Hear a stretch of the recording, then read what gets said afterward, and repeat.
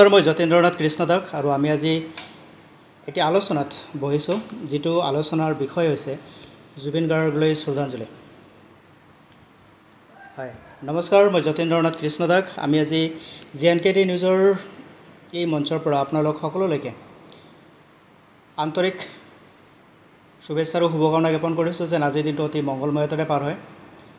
যদিও আজি আমি সকলোৱে মৰ্মাহত, আজি আমি সকলোৱে দুখিত, তাপিত, সন্তাপিত, কাৰণ আমাৰ মাজৰ পৰা আজি সেইগৰাকী পুৰুষ নোহোৱা হ'ল, যিগৰাকী পুৰুষৰ গীত সংগীতে আবাল বৃদ্ধ বনিতাৰ লগতে সমস্ত প্ৰজন্মলৈকে অনুপ্ৰাণিত কৰিছিল। তেওঁৰ গীত আজি বাস্তৱত সঁচা প্ৰতিপন্ন হ'ল। তেওঁৰ গীতৰ প্ৰতিটো কথা, তেওঁৰ গীতৰ প্ৰতিটো শব্দই তেখেতৰ জীৱনৰ লগত একাকাৰ হৈ গ'ল, মিলি গ'ল। আকাশে গাতে লবৰ মন, সাগৰ তলিত শুবৰে মন, আজি সঁচাকৈ তেওঁ সাগৰ তলিত হৈ গ'ল।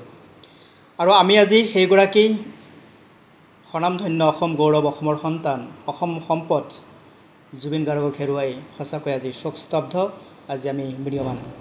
জুবিন গাৰ্গ কেৱল এটা নাম নহয়, জুবিন গাৰ্গ এটা অনুষ্ঠান।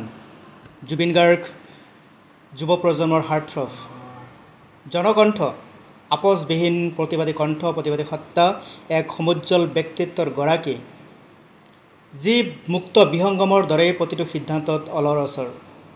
যিগৰাকী জুবিন গাৰ্গ অসমৰ প্ৰতিটো আপদ বিপদ সম্পদ অৱস্থাতেই মাত মাতিব পৰা এটা নিৰ্ভীক কণ্ঠ। আজি তেওঁক হেৰুৱাই আমি সঁচাকৈ মৰ্মাহত। নিয়তিৰ হাতত আমি সকলোৱে আজি নিথৰুৱা। সেইগৰাকী পুৰুষক, সেইগৰাকী সংগীত শিল্পীক, সেইগৰাকী গীতিকাৰ, নাট্য প্ৰযোজক, অভিনেতাক আমাৰ মাজৰ পৰা চিৰদিনৰ কাৰণে নিজৰ কোলালৈ টানি ল'লে। তেওঁৰ স্মৃতিক জীয়াই ৰাখিবৰ কাৰণে আজি আমাৰ এক প্ৰয়াস। আজি বুলি নহয়, অনাগত দিনলৈ জুবিন গাৰ্গৰ সৃষ্টিৰাজি, কৰ্মৰাজি, তেওঁৰ আদৰ্শ প্ৰতিটোকেই আমি জীয়াই ৰাখিব লাগিব, আমাৰ সমস্ত প্ৰজন্ম মিলি। গতিকে আজি আমি তেওঁলৈ যাচিবলৈ বিশেষ একো নাই, মাত্ৰ অশ্ৰু অঞ্জলি সিক্ত নয়নেৰে তেওঁলৈ শ্ৰদ্ধাঞ্জলি যাচিছোঁ। আৰু আজি শ্ৰদ্ধাঞ্জলি স্বৰূপ এটি অনুষ্ঠান। জুবিন গাৰ্গৰ সম্বন্ধে কি ক'ম? জুবিন গাৰ্গৰ সম্বন্ধে সাগৰ সদৃশ ব্যক্তিত্ব সম্পন্ন জুবিন গাৰ্গ, যাৰ পৰিধিক আমি চিনিব নোৱাৰিলোঁ, যাৰ পৰিধিক আমি জানিব নোৱাৰিলোঁ। তেওঁৰ কবিতাৰ মাজেৰে কৈ গ'ল, মোৰ পৰিধিক তহঁতে বুজিব নোৱাৰিবি। সঁচাকৈ তেওঁৰ পৰিধিক বুজাটো খুবেই গভীৰ ৰহস্যময়। তেওঁৰ ব্যক্তিত্বৰ প্ৰকাশ বুজিবলৈ সম্ভৱ কাহানিও হয়তো নহ'ব। তেওঁৰ মৃত্যুও যেন এটি ৰহস্য হৈয়ে থাকিব। সেই ৰহস্যৰ সিপাৰত গৈ তেওঁৰ আত্মা য'তে আছে ত'তেই তেওঁ সুখী থাকক, শান্তি থাকক, তাৰে কামনা কৰিছোঁ। আজি মোৰ সৈতে দুগৰাকী অতিথি আছে। দুইগৰাকী অতিথিৰ সৈতে আমি কথা পাতিম, আপোনালোকে আগলৈ শ্বেয়াৰ কৰিব। আমি কিছু কথা জানিব বিচাৰিম এওঁলোকৰ পৰা, এওঁলোকৰ অনুভৱ, সমাজখনে জুবিন গাৰ্গৰ পৰা কি পাইছে, জুবিন গাৰ্গে কি দি থৈ গ'ল, আৰু তেওঁৰ মৃত্যুত আমি কি ক্ষতি অনুভৱ কৰিছোঁ, সকলোখিনি কথা আপোনালোকক জনাবলৈ চেষ্টা কৰিম। মোৰ সন্মুখত এখন ফটো আছে, আপোনালোকে দেখিছে, সেইখনেই হৈছে জুবিন গাৰ্গৰ ফটো। জুবিন গাৰ্গলৈকে শ্ৰদ্ধাঞ্জলি জনাই তেওঁৰ বিধেয় আত্মাৰ চিৰশান্তিৰ কামনা কৰি আমি এগছি বন্তি প্ৰজ্বলিত কৰি আজি এই অনুষ্ঠানটোত আমি বহিছোঁ। আহক আমি তেওঁৰ বিষয়ে কথা পাতিম, তেওঁৰ কিছু কথা জানিম, আৰু তেখেত সম্পৰ্কত কি কৈছে অসমবাসীয়ে, কি কৈছে যুৱ প্ৰজন্মই, যোৱাকালিৰ পৰাই কি ধৰণে কথা বতৰা চলি আছে, চৰকাৰে কি ধৰণৰ ব্যৱস্থা গ্ৰহণ কৰিবৰ সিদ্ধান্ত লৈ আছে, কেনেধৰণৰ কথা বতৰা আহিছে, এই সকলোবিলাক কথা আমি আলোচনাৰ মাজত আপোনালোকক জনাবলৈ প্ৰয়াস কৰিম। এয়া মাত্ৰ আমাৰ এটা সামান্য প্ৰয়াস, আপোনালোকে চাই থাকিব ভিডিঅ'টো আগলৈ। মোৰ দুইগৰাকী অতিথি আছে। প্ৰথমতে মই মোৰ সোঁফালে থকা অতিথিগৰাকীৰ লগত চিনাকি হৈছোঁ। আপোনাক আমি স্বাগতম জনাইছোঁ আমাৰ অনুষ্ঠানটোলৈকে। আপোনাৰ পৰিচয়টো যদি আপুনি দিয়ে ভাল হ'ব। মোৰ নাম জ্যোতিপ্ৰসাদ কলিতা। মই বৃত্তিত এগৰাকী শিক্ষক, আৰু বেলেগ পৰিচয় দিবলৈ বিচৰা নাই। মই এগৰাকী জুবিনৰ খুব অনুৰাগী শ্ৰোতা, আৰু তেওঁক মই খুবেই ভাল পাওঁ, আৰু সেইখিনি মোৰ পৰিচয়, আজিৰ পৰিচয়। মোৰ বাওঁফালে আৰু এগৰাকী অতিথি আছে, আমি আপোনাকো স্বাগতম জনাইছোঁ আমাৰ অনুষ্ঠানটোলৈ। বা তেওঁ এই দুনিয়াৰ পৰা গুচি গ'ল, তেখেতক যাতে আমি প্ৰতি বছৰে, প্ৰতি মুহূৰ্তত, প্ৰতি ক্ষণতে উপলব্ধি কৰিব পাৰোঁ, সেইকাৰণে মই গোটেই অসমৰ জাতীয় জনজাতীয় সংগঠন তথা চৰকাৰক মই এটাই অনুৰোধ কৰিম, যাতে তেখেতৰ অনুষ্ঠানবিলাক প্ৰতি বছৰেই এক উল্লেখযোগ্য বা উল্লেখনীয় অনুষ্ঠান হিচাপে সকলোৱে পালন কৰে। এইটো মোৰ প্ৰথম মানে আহ্বান। বৰ্তমান মই এইখিনি ক'লোঁ। নিশ্চয়কৈ আমি কথা পাতিম। প্ৰিয় দৰ্শকসকল, আপোনালোকে শুনিব পাৰিব, আমি জানিব পাৰিম। যিহেতুকে জুবিন গাৰ্গ বুলি ক'লে এটি নাম নহয়, জুবিন গাৰ্গ এটি এটা অনুষ্ঠান। আপুনি জুবিন গাৰ্গৰ এগৰাকী অনুৰাগী আৰু জুবিন গাৰ্গৰ গীত আপুনি মাজে মাজে গুণগুণাই থাকে। আজিৰ এই প্ৰাক মুহূৰ্তত যদি আমি তেখেতৰ গীতেৰে তেখেতক শ্ৰদ্ধাঞ্জলি জনাব পাৰোঁ, নিশ্চয়কৈ ভাল হ'ব। কি শুনাব? মই তেখেতেতো বহুত জীৱনত বহুত গীতেই গাইছে, বহুত গীতিকাৰৰ গীত গাইছে, বহুত সংগীতকাৰৰ সংগীত সৃষ্টি কৰিছে তেওঁ। তথাপিও তেওঁৰ পিতৃ কপিল ঠাকুৰ, মোহিনী মোহন বৰঠাকুৰ আচল নাম, আৰু এনেই তেখেতক আমাৰ অসমৰ মানুহে কপিল ঠাকুৰ বুলি জানে। তেখেত এগৰাকী প্ৰতিভাৱান কবি, তেখেতে গীতিকাৰো আছিলে। তেখেতৰ এফাকি গীত তেখেতৰ পুত্ৰৰ কণ্ঠেৰে নিগৰিছিল, সেইটো মোৰ মায়া কেছেটখন আছিলে, তাৰে মনত গুণগুণাব বিচাৰিছোঁ। নিশ্চয়কৈ জুবিন গাৰ্গে কেৱল মাত্ৰ আমাৰ অসমীয়াতে গীত গোৱা নাছিল, তেখেতে গীত পৰিৱেশন কৰিছিল হিন্দী ভাষাত, বঙালী, বড়ো, কোচ ৰাজবংশী, কামতাপুৰী, গোৱালপৰীয়া, চাহ বাগানীয়া, হাজং, মিচিং, কাৰ্বি, গাৰো, ৰাভা, ডিমাচা, টাই আহোম, নেপালী, ভোজপুৰী, বিষ্ণুপ্ৰিয়া, মণিপুৰী, কৰ্বক, উৰিয়া, তামিল, তেলেগু, কন্নড়, ইংৰাজী আদি, মালায়ালম, মাৰাঠী আদিৰ ভাষাতো তেওঁ গীত পৰিৱেশন কৰিছিল। অৰ্থাৎ কোনটো ভাষাত তেওঁ গীত গোৱা নাছিল।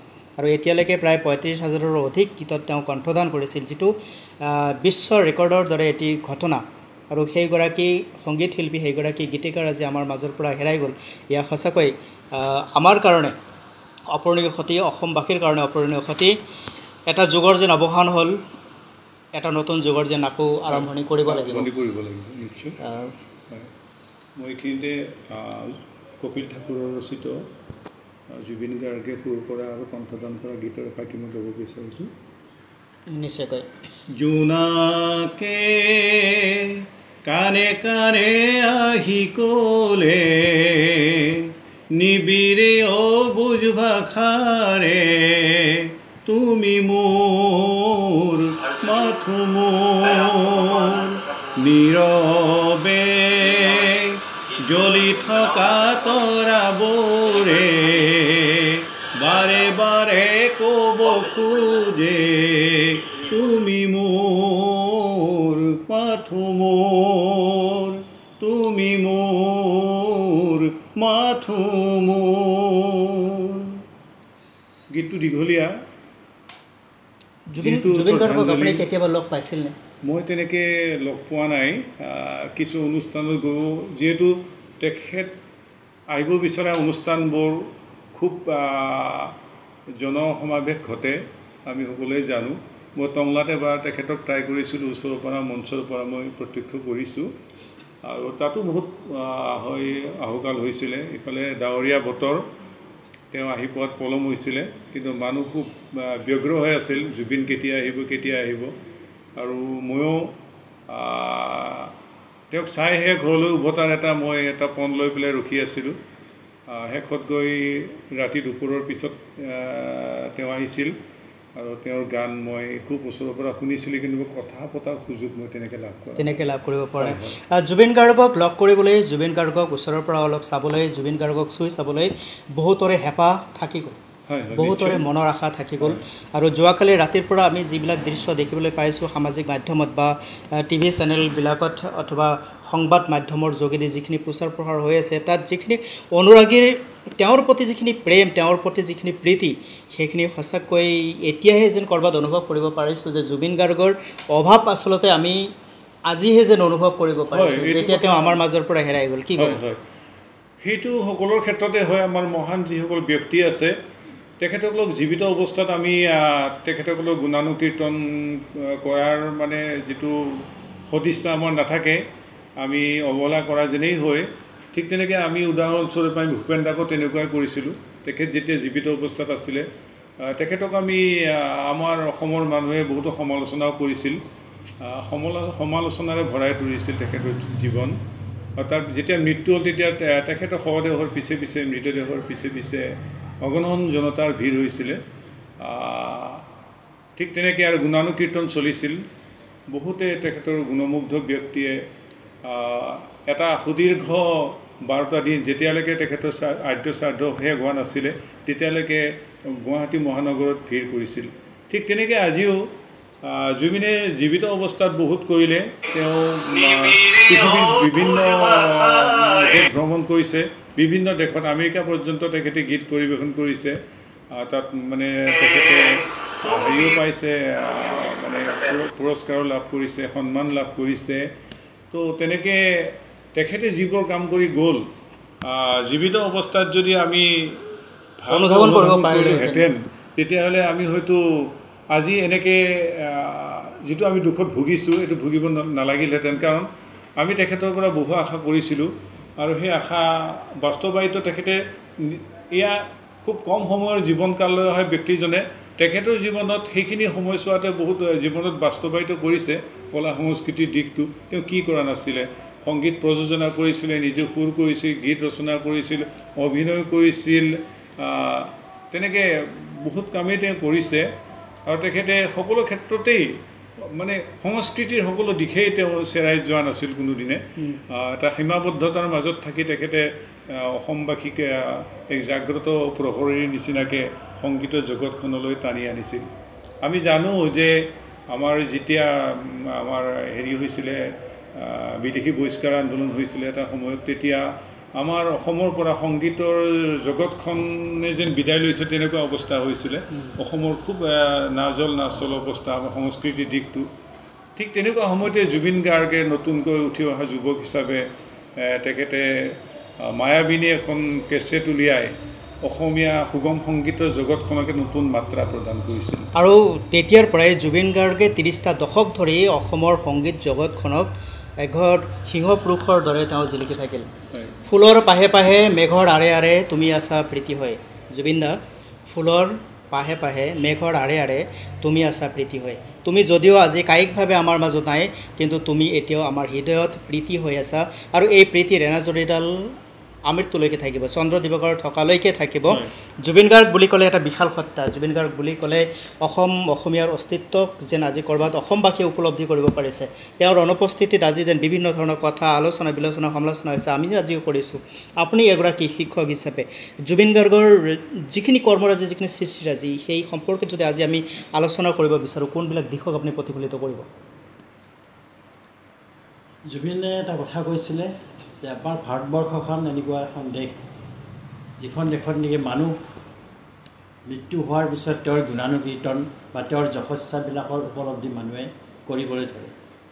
ঠিক তেনেকুৱাই পৰিৱেশ তেখেতৰ ক্ষেত্ৰতো বেলেগ শিল্পীবিলাকৰ ক্ষেত্ৰত যিখিনি হৈছিল তেখেতৰ কিন্তু আগতে আৰম্ভ হৈছিল। কাৰণ তেখেতে শিশুৰ পৰা বৃদ্ধলৈকে সকলোৰে মন আছিল তেখেতৰ শিল্পী হৈ। আৰু তেখেতৰ যিবিলাক গান বা গীত, আজি তেখেতৰ যি মৃত্যু হ'ল, অকাল মৃত্যু বুলি কওঁ, তাতে নিশ্চয় প্ৰতিফলিত হৈছে। তেখেতে হয়তো সাগৰক, পানীক বহুত ভাল পাইছিলে। আপোনালোকে সকলোৱে জানে তেখেতে সাগৰৰ তলিত শুই থাকিব বুলি এফাকি গীত, এটা গীত ৰচনা কৰিছিলে, মেঘে গাতে লবৰে মন, সাগৰ তলিত শুবৰে মন, শুবৰে মন বুলি।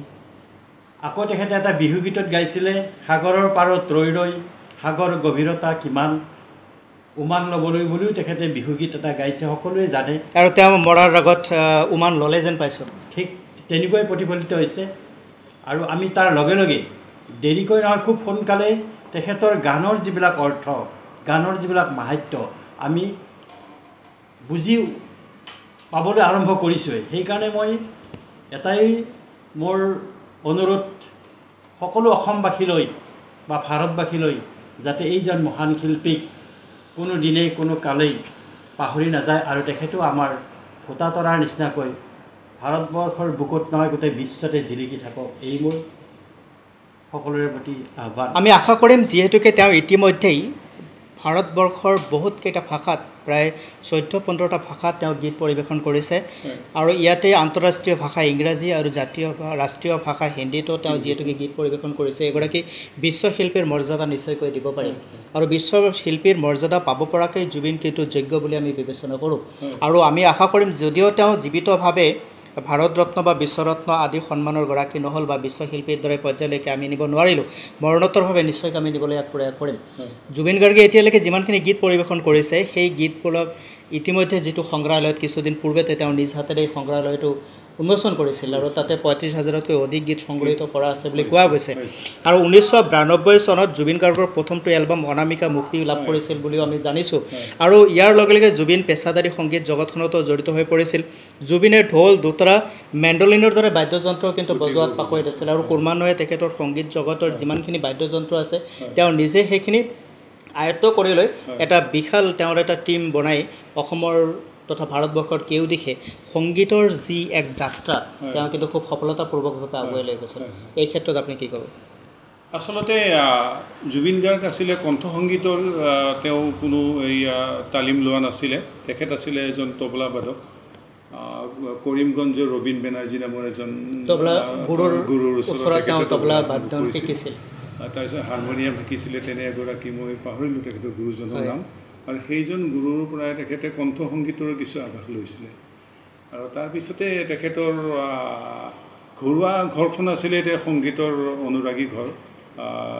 প্ৰয়াত মাতৃ ইলি বৰঠাকুৰ, তেওঁৰ পৰাই জুবিনে শৈশৱ অৱস্থাত গানৰ যিটো এটা গানৰ প্ৰতি যিটো মানে তেখেতৰ হাবিয়াস বাঢ়িছিলে, আগ্ৰহ বাঢ়িছিলে। মাকে তেওঁ শৈশৱৰ পৰাই আইনাম, বিয়ানাম, ধাইনাম এইবিলাকৰ একতা মানে যিটো পাৰিৱেশিক ঘৰুৱা যিটো সংগীতৰ পৰিৱেশ সেইটো আনিছিল তেওঁৰ জীৱনলৈ। আৰু তাৰপিছত এই ক্ষেত্ৰত পিতৃ মোহিনী মোহন বৰঠাকুৰ এগৰাকী আমাৰ আছিলে, প্ৰশাসনিক বিষয়া আছিল। তেখেতে বিভিন্ন ঠাইত ঘূৰি ফুৰিব লগা হৈছিল আৰু সেইফালৰ পৰা পিতৃয়ে পুত্ৰ জুবিন গাৰ্গক বেছি সংগীতৰ ক্ষেত্ৰত বেছি এটা অনুৰাগ সৃষ্টি কৰিব সময়কো পোৱা নাছিলে। আৰু এই ক্ষেত্ৰত মাতৃয়ে তেখেতক যথেষ্ট অৰিহণা যোগাইছিল। আৰু সেই জুবিন গাৰ্গেই পিছলৈ গৈ বহুকেইগৰাকী সংগীত শিল্পীৰ আগ্ৰহ আৰু অনুপ্ৰেৰণা লাভ কৰিছিলে। আৰু তেনেকৈ তেখেতে শৈশৱৰ পৰাই গীতৰ আখৰা কৰিবলৈ লৈছিল। আচলতে কণ্ঠটো তেখেতৰ ঈশ্বৰ প্ৰদত্ত বুলিয়ে ক'ব লাগিব। এনেকুৱা কণ্ঠৰ অধিকাৰী দ্বিতীয়জন ব্যক্তি হয়তো আমাৰ অসম কিয় ভাৰতবৰ্ষতো নোলাব। সেইবাবে চাগে আজি আমি মৰ্মাহত হৈছোঁ যে তেখেতৰ সেই যে যাত্ৰা, সংগীতৰ যাত্ৰা, এই বিৰামহীন যাত্ৰা স্তিমিত হৈ গ'ল যোৱাকালি। স্তিমিত হ'ল বুলি আমি কৈছোঁৱে, কিন্তু আমাৰ জনসমুদ্ৰত সেই তেখেতৰ সৃষ্টিৰ যিবিলাক গীতৰ যিবিলাক লহৰ, সুৰ, ছন্দ, সুষমা, এইবিলাক আমাৰ হৃদয়ৰ অন্তঃকোণত সদায় প্ৰতিধ্বনিত হৈ থাকিব। সদায় প্ৰতিধ্বনিত হৈ থাকিব জুবিন গাৰ্গৰ গীত। ৰাতি শুৱাৰ পৰা ৰাতি শুই উঠাৰ পৰা, ৰাতিপুৱা শুই উঠাৰ পৰা ৰাতি শুৱালৈকে তেখেতৰ প্ৰতিটো গীত আমাৰ জীৱনৰ লগত অংগাংগীভাৱে জড়িত হৈ আছে। আমি তাক নুই কৰিব নোৱাৰি। তেখেতে গোৱা নাই গীত, তেখেতে বৰগীত, ভতিমা, কামৰূপীয়া লোকগীত, কামতাপুৰীয় সংগীত, মহাপুৰুষ শ্ৰীমন্ত শংকৰ মাধৱ দুজনাগুৰুৱে দি যোৱা যি অমৰ সৃষ্টি বৰগীত, সেই বৰগীতৰ মাজত নিবিড়ভাৱে সম্পৰ্ক আছিল জুবিন গাৰ্গৰ। আৰু লোকগীত, টোকাৰী গীত আদি এতিয়া তেখেতৰ গীত জীৱন এদিনীয়া, জীৱন দুদিনীয়া, জীৱন কচুপাতৰ পানী। গতিকে এই সকলোবিলাক কথা, দেহাৰ ভৰসা নাই ৰে, কোনদিন বা পাগল বা যায় চলে, এই ধৰণৰ কথাবিলাক জুবিন গাৰ্গে কেনেদৰে উপলব্ধি কৰিছিল, কেনেদৰে তেওঁ গীতৰ কথাৰ মাজেৰে সংগীত আকাৰত আমাৰ সমাজলৈকে ওলাই দিছিল, ইয়াক কিন্তু এটা চিন্তনীয়। আমি আপোনাৰ পৰা আকৌ গীত শুনিম তেওঁৰ শ্ৰদ্ধাঞ্জলি স্বৰূপত। আপুনি তেতিয়ালৈকে মনত ভাবি থাকক। তেতিয়ালৈকে আমি আপোনাৰ লগত কথা পাতিব বিচাৰিছোঁ যে জুবিন গাৰ্গে নিজৰ পিতৃৰ নিজৰ চাকৰি সূত্ৰে বিভিন্ন জেগাত তেওঁ বদলি হৈ থাকিব লগা আছিল। আৰু তেনে ক্ষেত্ৰত আমি যিমানখিনি দূৰ গম পাওঁ যে তেখেতে 1972 চনৰ 18 নৱেম্বৰত মেঘালয়ৰ তুৰাত জুবিন গাৰ্গৰ জন্ম হৈছিল। আৰু জুবিন গাৰ্গৰ জন্মৰ পিছত তেওঁ পাহাৰত জন্মগ্ৰহণ কৰিলে আৰু গোটেই বিশ্বত পৰিভ্ৰমণ কৰিলে আৰু সাগৰৰ বুকুত লীন গ'ল। পাহাৰৰ পৰা নামি আহি সাগৰৰ বুকুত নিজক খুৱাই দিলে। আপুনি কৈছে যে তেখেতৰ দেউতাকৰ চাকৰি সূত্ৰে যিহেতুকে জুবিন গাৰ্গেই দেউতাকৰ লগত বিভিন্ন ঠাই ঘূৰিব লগা হৈছিল।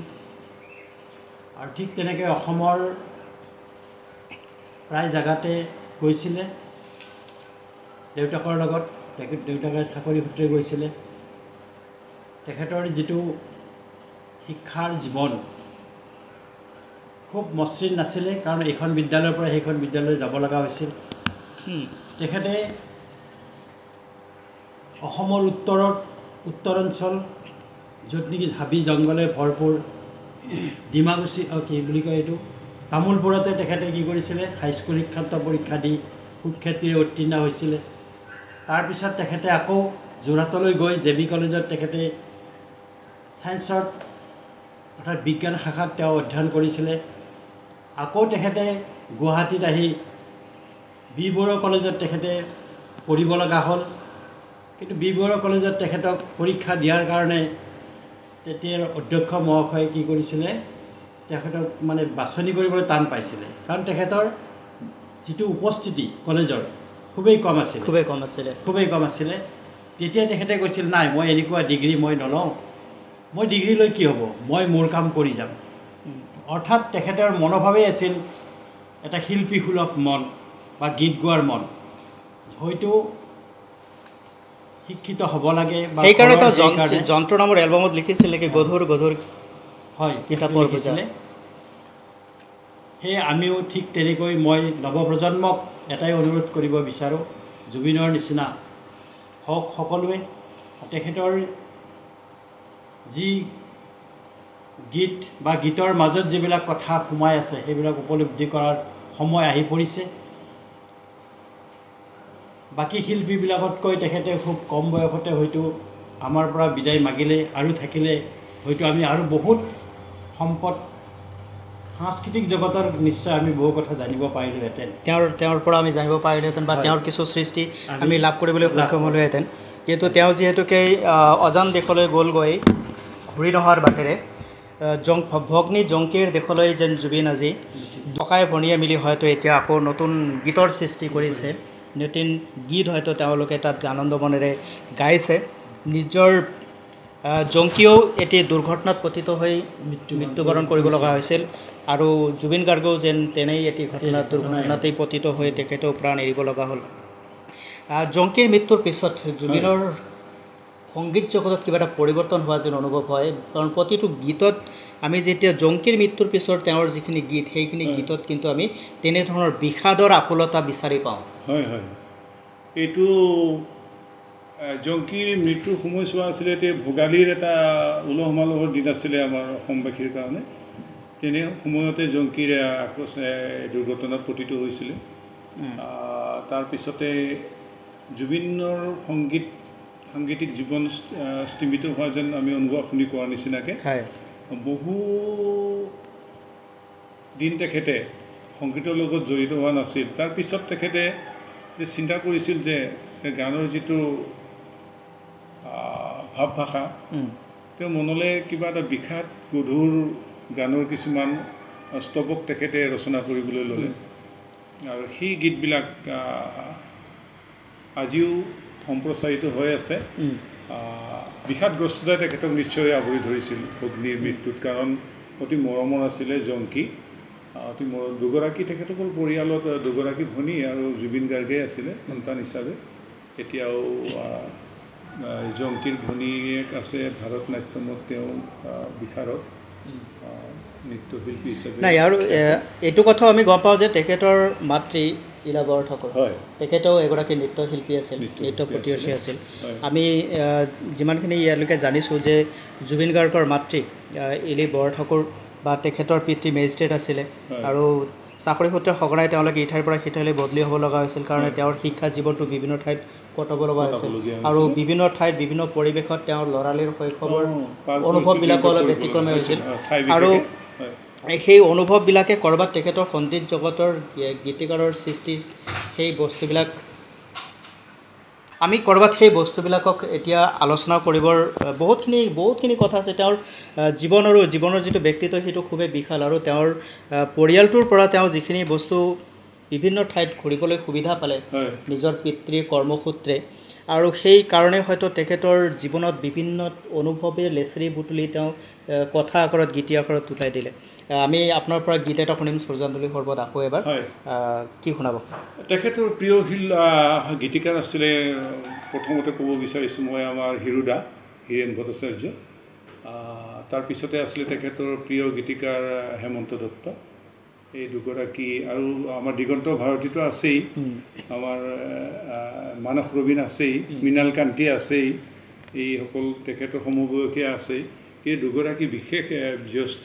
গুৰু হিচাপে যাক মানিছিলে তেওঁলোকৰ ভিতৰত আছে আমাৰ হিৰুদাৰ গীত তেখেতে খুব আন্তৰিকতাৰে গাইছিল আৰু আমাৰ সদ্যপ্ৰয়াত হেমন্ত দত্ত তেখেতৰ বহুতকেইটা গীত তেখেতৰ মানে বোলছবিত সন্নিৱিষ্ট কৰিছে কাৰণ নায়ক বোলছবিৰ এটি গীত ৰচনা কৰিছিলে হেমন্ত দত্তই তাৰে মই এফাকি গুণগুণাই দিব বিচাৰিছোঁ নিশ্চয়কৈ হয় জুবিন গাৰ্গ এক বিশাল ব্যক্তিত্ব জুবিন গাৰ্গৰ গীত সংগীতৰ কথা কৈ আমি শেষ কৰিব নোৱাৰোঁ আৰু তেখেতৰ প্ৰতিটো গীতেই অমৰত্ব লাভ কৰক আমি তাকেই কামনা কৰিছোঁ আহক আমি পুনৰ গীতৰ মাজেৰে তেখেতলৈ শ্ৰদ্ধাঞ্জলি আগবঢ়াবলৈ প্ৰয়াস কৰিছোঁ কিনো খুৰীয়া গানেৰে মোৰ মন আজি ভৰিলে তোমাকে পাই মোৰ মনে জানা আছিলে যে সদায় তোমাৰে গানৰে সুৰ মনতে গুণগুণাই কিনো খুৰীয়া গানেৰে কিনো খুৰীয়া গানেৰে বুকুৰে মাজতে কিনো জুই উজলে দহনো যে মিঠা লাগে পিৰিতিৰ উমৰে ফুদি জ্বলোৱা আবেগৰে জুই চাগে নাই হোৱা শেষ এনে কাহানিও জ্বলা নাই বুকুতে আবেগৰে জুই জ্বলে অজানিতে উমি উমি বুকুতে কিনো খুৰীয়া গানেৰে মোৰ মন আজি ভৰিলে তোমাকে পাই মোৰ মনে জানা আছিলে যে সদায় তোমাৰে গানৰে সুৰ মনতে গুণগুণাই কিনো খুৰীয়া গানেৰে কিনো খুৰীয়া গানেৰে কিনো খুৰীয়া গানেৰে জুবিন গাৰ্গে সন্মোহিত কৰিছিল যেতিয়া তেওঁ মঞ্চলৈকে আহিছিল তেতিয়া সমস্ত অনুৰাগী উদ্বাউল হৈ পৰিছিল তেখেতক এবাৰ চাবলৈ ওচৰৰ পৰা চুই চাবলৈ তেখেতৰ গীত শুনিবলৈ যুৱ প্ৰজন্মৰ যিটো আকৰ্ষণ যুৱ প্ৰজন্মৰ যিটো আগ্ৰহ সেইটো অনুষ্ঠান প্ৰতিষ্ঠান দেখাসকলেহে অনুভৱ কৰিব পাৰিব নেদেখাসকলে কেতিয়াও অনুভৱ কৰিব নোৱাৰে জুবিন গাৰ্গে ছিংগাপুৰত ঢুকালে আৰু ছিংগাপুৰত মানুহে হয়তো অনুভৱ কৰিব নোৱাৰিব জুবিন গাৰ্গ প্ৰকৃততে কোন আৰু সেইগৰাকী জুবিন গাৰ্গক অসমে কেনেদৰে অসমবাসীয়ে কেনেদৰে লৈছে অসমৰ যুৱ প্ৰজন্মই কেনেদৰে লৈছে সেই কথাটো ছিংগাপুৰ এম্বেচিয়ে অনুভৱ নকৰিব যদিও তেওঁ নৰ্থ ইষ্ট ফেষ্টিভেললৈকে গ'ল আয়োজকে তেওঁ তালৈক মাতি ল'লে আৰু দুৰ্ঘটনাত পতিত হৈ তেখেতে আজি আমাৰ মাজৰ পৰা অকালতে যাব লগা হ'ল জুবিন গাৰ্গক ছিংগাপুৰবাসীয়ে কি অনুভৱ কৰিব পাৰিব নিশ্চয়কৈ নোৱাৰে তেনে ক্ষেত্ৰত কি ক'ব ছিংগাপুৰবাসীয়ে তেখেতৰ বিষয়ে অনুভৱ কৰিব নোৱাৰিব সেইটো সঁচা কথা কিন্তু অসমবাসীয়ে বৃদ্ধৰ পৰা শিশুলৈকে কালি যিটো অনুভৱ যিখিনি দেখিলোঁ আমি যি প্ৰেক্ষাপট দেখিলোঁ যি প্ৰেক্ষাপট দেখিলোঁ খুবেই অভিভূত হৈছে খুবেই মৰ্মাহত হৈছে আজিৰ পৰিৱেশটো আকৌ নিশ্চয় তাতকৈ বেছি আবেগিক হৈ পৰিব শোকাকুল হৈ পৰিব নিশ্চয় উপলব্ধি কৰিব পাৰিব সকলোৱে তেখেতৰ কথা কৈ শেষ কৰিব নোৱাৰি সেয়েহে মই শুনো আৰু মোৰ এজন নাতিনী আছে তেজপুৰত থাকে যোৱাকালি তাই শুনিয়েই ভাতে নাখালে তাই মোৰ নিচিনাই কিন্তু মোতকৈ বেছি ভাল পায় এইবোৰ গান শুনি গীত গাই আৰু তাই মোক লগালগ ফোন কৰিছিল ককা এই জুবিন খুৰা হেনো ক'ৰবালৈ গুচি গ'ল দেউতাকে কৈছে ক'ৰবালৈ গুচি গ'ল বুলি কৈছে ছিংগাপুৰলৈ গুচি গ'ল বুলি কৈছে আৰু কিনো কথাটো কোৱাচোন বুলি কৈছিলে তেতিয়া ময়ো সান্তনা দিছিলোঁ যে তেওঁ স্বৰ্গলৈ গুচি গ'ল বুলি এইখিনি মোৰ উপলব্ধি আজিৰ দিনটো জুবিনে স্বৰ্গলৈ গ'ল, স্বৰ্গৰ সুখ শান্তি আনন্দত জুবিন বিলীন হ'বলৈ গ'ল, জুবিন একাত্ম হ'বলৈ গ'ল। জুবিনে কৈছিল মোৰ কোনো জাতি নাই, মোৰ কোনো ধৰ্ম নাই, মোৰ কোনো ভগৱান নাই, মই মুক্ত, মই কাঞ্চনজংঘা। আৰু সঁচাকৈ তেওঁৰ মুক্ত বিচাৰধাৰাই, মুক্ত কণ্ঠই, মুক্তভাৱেই মুক্ত আকাশৰ তলত, সাগৰৰ তলিত আজি তেওঁ নিজক বিলীন কৰিবলৈ সক্ষম হ'ল। তেওঁৰ গীতৰ কথা, তেওঁৰ মনৰ অনুভৱ, তেওঁ মনে বিচৰা কথাবোৰ আজি বাস্তৱত ৰূপায়িত হ'ল। সঁচাকৈ মাতৃক গুৰু হিচাপে লোৱা জুবিন গাৰ্গ আজি নিজৰ মনে বিচৰা প্ৰতিটো কথাক তেওঁ সফল কৰি গ'ল। তেওঁৰ পদূলিত জনতাৰ ভিৰ তেওঁ চাব বিচাৰিছিল তেওঁৰ মৃত্যুত। আৰু তেওঁ এই কথাও কৈছিল যে সিদিনা তোমালোকে মোক লগ নাপাবা। আৰু বিগত দিনটোত কাহিলীপাৰা স্থিত তেখেতৰ বাসগৃহৰ সন্মুখত অনুৰাগীৰ যি আমি সমাগম, যি ভিৰ দেখিলোঁ, অনুৰাগীয়ে কিন্তু তেওঁক ওচৰত নাপালে। তেওঁ কৈ যোৱা কথাষাৰ সঁচা প্ৰতিপন্ন হ'ল, তোমালোকক মাত দিবলৈ সিদিনা মই নাথাকিম। আৰু আমি এনেকুৱা দুৰ্বিপাকত পৰিছোঁ, ওচৰত হ'লে হয়তো আমি ঢপলিয়াই গৈ এবাৰ সন্মুখৰ পৰা চাই আহিব পাৰিলোহেঁতেন, কিন্তু ৭ সাগৰ ১৩ নদীৰ সিপাৰত জুবিন আজি ক'ৰবাত তেওঁৰ আত্মাই অসমবাসীৰ পিনে খুব আকুলতাৰে চাই আছে, নীৰৱে চাই আছে। তেওঁৰ আত্মাই হয়তো ক'ৰবাত তেওঁৰ অনুৰাগীৰ এই মৰম, এই স্নেহ, এই ভালপোৱা, এই শ্ৰদ্ধা, এই সন্মান, এই অশ্ৰুসিক্ত নয়নেৰে তেখেতৰ প্ৰতি থকা আকুলতা দেখি তেওঁ হয়তো ক'ৰবাত আজি পৰম তৃপ্তি লাভ কৰিছে, ঐকান্তিক সুখ লাভ কৰিছে। আৰু সেয়া প্ৰত্যেকগৰাকী ব্যক্তিৰে প্ৰাপ্তি। প্ৰত্যেকগৰাকী ব্যক্তি বিচাৰে যে মই জীয়াই থাকোঁতে যিখিনি কৰিলোঁ, কৰাৰ বিনিময়ত মই যিখিনি পালোঁ নাপালোঁ সেইখিনিতো থাকক, কিন্তু মোৰ নথকাৰ অৱস্থাত, মোৰ অবৰ্তমানত মোৰ প্ৰতি মোৰ প্ৰিয়জনৰ কি ধৰণৰ আৱেগ অনুভৱ আৰু মোৰ প্ৰতি তেখেতসকলৰ অনুৰাগ ব্যক্ত হ'ব, সেয়া কিন্তু লক্ষণীয়। আৰু সেয়া সমাজে দেখিব। তেওঁ নেদেখে, তেওঁ ওপৰৰ পৰা আত্মস্বৰূপত দেখিব, অসদৰী আত্মা চাই থাকিব, দেহা হৈ তেওঁ চাব নোৱাৰে। কিন্তু আজি তেওঁ যিহেতুকে আমি কওঁ যে আত্মাৰ মৃত্যু নহয়, দেহটোই মাত্ৰ পৰি থাকে, অবিনশ্বৰ আত্মাই জীৱিত অৱস্থাত তেওঁ আমাক চাই আছে, অসমবাসীক চাই আছে, অসমীয়া জনতাক চাই আছে, তেওঁৰ যুৱ প্ৰজন্মক চাই আছে, যি যুৱ প্ৰজন্মক তেওঁ সদায় সচেতন কৰিছিল, সাৱধান কৰিছিল, মানুহ হ'বলৈ শিকাইছিল। তেওঁ প্ৰতিগৰাকী যুৱকৰ কাৰণে অনুপ্ৰেৰণাৰ উৎস আছিল। তেওঁ মঞ্চত যেতিয়া গৈছিল এগৰাকী মটিভেশ্যনেল স্পীকাৰৰ দৰে কাম কৰিছিল। তেওঁৰ গীতৰ কথাই সহস্ৰজনক উদ্বুদ্ধ কৰিছিল ভাল কাম কৰিবলৈ, সমাজৰ কাৰণে কিবা এটা কৰিব। তেওঁ নিজেও কৰিছিল। বান পীড়িত অৱস্থাত তেওঁ নিজে গৈছিল, ৰাজপথত ওলাই আহিছিল বান সাহায্য লৈ, বানাক্ৰান্তসকলৰ ওচৰত থিয় দিবলৈ। তেওঁৰ ওচৰত যেনেকৈ মিনিষ্টাৰ, MLA, MCL, EMৰ ওচৰত গৈ ৰৈ থাকে কাগজ এখন লৈ, এপ্লিকেশ্যন এখন লৈ, যে মই কিবা এটা ৰোগৰ কাৰণে হওক, পঢ়া শুনাৰ কাৰণে হওক, এই কাগজখন দিলে তাৰ পৰা মই কিবা এটা পালে মই চলিম। ঠিক তেনেদৰে কিন্তু জুবিনৰ ঘৰৰ সন্মুখতো তেনেদৰে শাৰী পাতি থকা আমি দেখা পাওঁ। কৈছিলে তেখেতে এটা সাক্ষাৎকাৰত আমি দেখিছোঁ যে কৈছে যে তেখেতে যে মই মানুহক সদায় সহায় কৰি আহিছোঁ, আৰু কোনোবা একেবাৰে দলিতজনে যদি কোনোবা ডাঙৰ মানুহৰ পৰা বিচৰা সহায়খিনি নাপায়, সেই মানুহজনে নিশ্চয় কৈছে যে মোৰ কথাই ভাবে, কাৰণ জুবিনৰ তাত গ'লে মই নিশ্চয় কিবা এটা মই বিমুখ নকৰিব। MLA, MP, মিনিষ্টাৰে বিমুখ কৰিলেও জুবিনে কোনোদিনে বিমুখ নকৰোঁ বুলি কৈছে। আৰু কৈছে যে মোৰ তাত তেতিয়া মোৰ পকেটত পইচা নাথাকিলেও মই কাৰোবাৰ পৰা ধাৰ কৰি আনি হ'লেও মই সেই দলিত মানে যিজন তেখেতক মই নিশ্চয় সহায় কৰি আহিছোঁ। জুবিন গাৰ্গৰ এটা ইণ্টাৰভিউত মই এই কথাটো পাইছোঁ যে জুবিন গাৰ্গৰ নিজৰ পকেটত পইচা নাথাকে। তেওঁ নিজৰ ওচৰে পাজৰে PA, মেনেজাৰ বা তেওঁৰ সহধৰ্মিনীৰ পৰা তেওঁ পইচা ধাৰে বিচাৰিব লগা হয়। আৰু যেতিয়া তেওঁ সোধা গৈছিল যে জুবিন গাৰ্গৰ পাৰ্চ নাথাকে নেকি, তেতিয়া জুবিন গাৰ্গে কৈছিলে যে মোৰ কোনো পাৰ্চ নাই পইচা ৰাখিবলৈ, যেতিয়া মোৰ প্ৰয়োজন হয় তেতিয়া মই বিচাৰোঁ, আৰু সেইখিনি হ'লেই মোৰ হৈ যায়, কাৰণ ইয়াতকৈ মোক আৰু বেছি নালাগে। আৰু সেইটো হয়তো তেওঁৰ জীৱনত আমি দেখিবলৈ নাপাওঁ, যিটো লাক্সাৰিয়াছনেছ। প্ৰত্যেকগৰাকী মানুহকে যেতিয়া টকা পইচা, গাড়ী বাৰী, বেংক বেলেঞ্চ, যেতিয়া মানুহৰ মান সন্মান সম্ভ্ৰম বাঢ়ি গৈ থাকে, তেতিয়া মানুহৰ এনেও বহুত অহংকাৰ হয়। তেতিয়া মানুহ হয়তো নিম্ন বৰ্গৰ, নিম্ন শ্ৰেণীৰ, দলিত পতিত, ৰোগী, নিষ্পেষিতসকলক পাহৰি যায়। জুবিন গাৰ্গে কিন্তু তাতকৈ ব্যতিক্ৰম। তেওঁ তেনেকুৱা নহয়। এনেকুৱা ৰূপটোৰ বিষয়ে জুবিন গাৰ্গৰ কেনেকুৱা অনুভৱ ব্যক্ত কৰিব আপুনি? মানৱ দৰদী মন তেওঁৰ আছিল, সদায় পুহি ৰাখিছিল তেওঁ আৰ্তদুৰ্গতৰ কাষত কিবা এটা সহায় হ'ব পৰাকৈ। জুবিন গাৰ্গ সঁচাকৈ মানৱ দৰদী আছিল। আপুনি কোৱাৰ নিচিনাকৈ মই বহুবাৰ তেখেতৰ অনুষ্ঠান চাবলৈ গৈছিলোঁ, হয়তো ওচৰৰ পৰা মানে লগ পোৱা নাছিলোঁ, কিন্তু দূৰৰ পৰা লগ পাইছিলোঁ।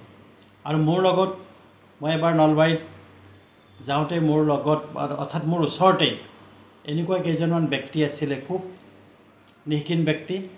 তেখেতসকলে কৈছে, বোপাই মই বাপুক লগ কৰিব আহিছোঁ বুলি কৈছে। আপুনি গান শুনিব?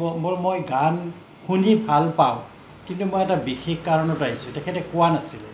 তাৰপিছত মই এজনক সুধিছিলোঁ যে বাপুক লগ কৰা মানে কি? নহয়, মই তেতিয়া গম পোৱা নাছিলোঁ তেখেত যে এজন মানৱ দৰদী আছিলে, আজিৰ পৰা প্ৰায় 15 বছৰ আগৰ কথা। কৈছে তেখেতে খুব সহায় কৰি মানুহক খুব ভাল পায়, সেইকাৰণে তেখেতে আছে। সঁচাকৈ জুবিনৰ এইবোৰ কথা আমি নিশ্চয় ল'ব লাগে উদাহৰণ, আৰু যুৱ প্ৰজন্মই কৰিব লাগে। যুৱ প্ৰজন্মই, যিহেতুকে যুৱ প্ৰজন্মৰ কাৰণে জুবিন গাৰ্গে নিজৰ সৰ্বস্ব দি গৈছে। জুবিন গাৰ্গ আৰু বৰ্তমান অসমৰ যুৱ প্ৰজন্ম, তেওঁলোকৰ সম্পৰ্ক সম্বন্ধে কি ক'ব? জুবিন গাৰ্গৰ যুৱ প্ৰজন্মৰ এটা ওতঃপ্ৰোত সম্পৰ্ক আছে। যে অসমৰ সংগীত জগতখনত আমি যদি কিছু কথা গভীৰভাৱে চিন্তা কৰোঁ সেই সংগীত জগতৰ কথা, তেতিয়াহ'লে আমি গম পাম যে বহু শিল্পীয়ে বহু গীতৰ সৃষ্টি কৰিছে, বহুত সংগীতৰ সৃষ্টি কৰিছে, কিন্তু যুৱ প্ৰজন্মক মানে আকৰ্ষিত কৰিব পৰাকৈ সকলো শিল্পীয়ে তেনেকুৱা গীত ৰচনা কৰিব পৰা নাই। আৰু তেওঁৰ গান ৰচনাৰ যিটো ঠাঁচ, তেওঁৰ যিটো মানে প্ৰকাশভংগী, মঞ্চ এখন কেনেকৈ তেওঁ সকলো চাব পৰাকৈ, উপভোগ কৰিব পৰাকৈ কেনেকৈ সজাব লাগে, মঞ্চ সজ্জাৰ যিটো কাৰুকাৰ্য তেখেতৰ খুব ভাল আছিলে। আমি সকলোৱে দেখিছোঁ যে তেখেতে মঞ্চত মাইক্ৰফোনটো লৈ এঠাইতে নাথাকে, গোটেইকেইজন বাদ্যযন্ত্ৰীৰ ওচৰত গৈ ডিৰেকশ্যন দি থাকেগৈ যে এনেকৈ গাব লাগিব, এনেকৈ গাব লাগিলে দূৰলৈ গুচি যায়। দৰ্শকৰ পৰা দৰ্শকক মানে ওচৰৰ পৰা পাবৰ কাৰণে বহুত দূৰলৈ গুচি যায়। মিউজিক বাজি থাকে, আকৌ তেওঁ আহি পেলাই মাইক্ৰফোনটো লৈ ঠিক কোনো ধৰণৰ তাল মান, কোনো হৰণ ভগন নোহোৱাকৈ তেখেতে আকৌ মানে গানৰ যিটো জুবিন গাৰ্গ কেৱল সংগীতৰ কাৰণে সৃষ্টি হোৱা নাই, জুবিন গাৰ্গ কেৱল সংগীতৰ কাৰণে জন্ম হোৱা নাই। জুবিন গাৰ্গ আমাৰ যুৱ প্ৰজন্মক মাৰ্গদৰ্শন কৰাবৰ কাৰণে জন্ম হৈছিল। আমাৰ অসমীয়া সমাজক, অসমীয়াৰ অস্তিত্বক সঠিক ৰূপত উপস্থাপন কৰিবৰ কাৰণে যেন জুবিন গাৰ্গৰ জন্ম হৈছিল, সেই কথাটো আমি মৰ্মে মৰ্মে উপলব্ধি কৰিব পাৰিছোঁ। জুবিন গাৰ্গে সংগীতৰ কোনটো ক্ষেত্ৰত হাত দিয়া নাই। মহাপুৰুষ শ্ৰীমন্ত শংকৰ মাধৱ নহ'লে হয়তো অসমীয়া জাতিৰ পৰিচয় নহ'লেহেঁতেন। মহাপুৰুষ শ্ৰীমন্ত শংকৰ মাধৱ নহ'লেহেঁতেন অসমীয়া জাতি আধ্যাত্মিকতাৰ চৰম শিখৰলৈকে যাবই নোৱাৰিলেহেঁতেন। যদিও গোটেই সমগ্ৰ ভাৰতবৰ্ষক আধ্যাত্মিক এখন দেশ বুলি কোৱা হয়, আৰু প্ৰতিখন ৰাষ্ট্ৰই ভাৰতৰ পিনে আধ্যাত্মিকতাৰ জ্ঞান ল'বৰ কাৰণে উৎসুক হৈ থাকে, আৰু সেই তাতকৈ কিন্তু ব্যতিক্ৰম অসম। আৰু বাৰেৰহণীয়া জাতি জনগোষ্ঠীৰ সমাহাৰ, জাতি বৰ্ণ বৰ্গ ধৰ্ম পক্ষ পন্থ নিৰ্বিশেষে সকলোৱে কিন্তু মানুহৰ হকে কাম কৰিবৰ কাৰণে যিটো প্ৰাণ, সেইটো কিন্তু জুবিন গাৰ্গৰ মাজত আমি দেখিবলৈ পাওঁ। তেওঁৰ জাতি বৰ্ণ এই কথাবিলাক হয়তো তেওঁৰ জীৱনৰ যিটো দৰ্শনৰাজি তাত হয়তো নাছিল, কাৰণে হয়তো তেওঁ সকলোৰে কাৰণে সুলভ হৈছিল, সকলোৰে কাৰণে সহজ হৈছিল। সকলোৱে জুবিন গাৰ্গক যেন ওচৰৰ পৰা লাভ কৰিব পাৰিছিল, আৰু গীতেও যেন সেই কথাই তেওঁক কৈ দিছে। আৰু সেইকাৰণে সমস্ত ভাষা ভাষীৰ নিজৰ থলুৱা যিটো ভাষা শৈলী, তাতো তেওঁ গীত পৰিৱেশন কৰিছিল। আজি প্ৰতিটো ভাষাত যেন আজি গীত অসমৰ চৌদিশে বাজিছে, ভাৰতবৰ্ষৰ বিভিন্ন প্ৰান্তত বাজিছে, আৰু কিছুমান এনেধৰণৰ গীত দি থৈ গৈছিল, যিবিলাক গীত সদায় প্ৰত্যেকটো প্ৰজন্মৰ কাৰণে চিৰযুগমীয়া হৈ থাকিব। তেখেতে লোকসংগীতত যে কি এইবোৰ ৰামেশ্বৰ পাঠকৰ পৰা আমি লোকগীতৰ যিটো আচল জ্ঞান আমি লাভ কৰিছোঁ। ৰামেশ্বৰ পাঠকৰ পিছতেই তেখেতে এৰি থৈ যোৱা গীতবোৰ জুবিন গাৰ্গে নতুন বাদ্যশৈলীৰে নতুনকৈ তেখেতে বহু গীতেই ৰামেশ্বৰ পাঠকদেৱৰ গীত তেখেতে পৰিৱেশন কৰিছে। যেনেকৈ ও যাদৱ উঠা বনমালী জগতৰ পতি হে, ও মাধৱ উঠা বনমালী ত্ৰিজগত পতি হে। ৰাতিপুৱা শয্যা ত্যাগ কৰিবৰ কাৰণে তেওঁৰ গীতেও আমাক উৎপ্ৰেৰিত কৰিছিল। মহাপুৰুষ শ্ৰীমন্ত শংকৰ মাধৱ গুৰুজনাই জাগৰণ চলন আদি বৰগীত ৰচনা কৰিছিল। সত্ৰত বা নামঘৰত যেতিয়া ৰাতিপুৱা ভকতে তাক গাইছিল, আৰু সেই ধ্বনি যেতিয়া আমাৰ কৰ্ণত শ্ৰৱিত হৈছিল, তাৰপিছত আমি সাৰ পাই উঠিছিলোঁ। বিশেষকৈ মই যিহেতুকে শ্ৰী শ্ৰী ধামৰামদেৱী সত্ৰৰ নিকটৱৰ্তী এখন গাঁৱত মোৰ জন্ম হৈছিল ৰাতিপুৱা আমি দবাৰ শব্দ বৰগীতৰ জাগৰণ চলনৰ গীত শুনি অথবা আমাৰ মা যিহেতুকে এগৰাকী আধ্যাত্মিকভাৱে নিজক সদায় অতুৎসাহী কৰি ৰাখিছিল তেখেতে গুৰুজনাৰ সৃষ্ট বৰগীত কীৰ্তন ঘোষা নামঘোষা ভাগৱত আদিৰ চৰ্চা কৰিছিল তেখেতৰ মুখত আমি বৰগীত শুনি আমি শুই উঠোঁ আকৌ ৰাতি কীৰ্তন বা ভাগৱতৰ কোনোবা শ্লোকৰ পাঠ শুনি আমি বিচনাত শয়ন কৰিছিলোঁ গতিকে সেই যিটো গীতৰ মধুৰতা আমি আজিকালি ল'ৰা ছোৱালীক যি ধৰণে বিচনাৰ পৰা শুই থকা অৱস্থাত উঠাওঁ গুৰুজনে যি ধৰণে আমাক দি থৈ গ'ল সম্পূৰ্ণ এটা ব্যতিক্ৰমী নন্দ গেলো বাথানে গোৱাল গেলো লাগে উঠৰে গোপাল কিমান মধুৰভাৱে তাৰ মানসিকভাৱে কোনো ধৰণৰ প্ৰতিক্ৰিয়া নোহোৱাকৈ পাশ্বক্ৰিয়া নোহোৱাকৈ এটা সুন্দৰ সতেজ আমেজ মন লৈ তেওঁ শুই উঠি আকৌ স্বাভাৱিকভাৱে তেওঁৰ